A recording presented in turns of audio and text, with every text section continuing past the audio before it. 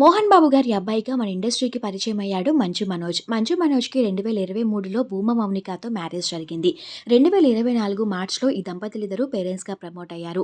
భూమా మౌనిక 12 ఆడబిడ్డకి జన్మనిచ్చారు. ఈ రోజు పాప పేరుని రివీల్ చేశారు. మీ అందరి ఆశీస్సులతో మా బిడ్డ దేవసేన శోభ ఎంఎంను మీకు పరిచయం చేస్తున్నాం.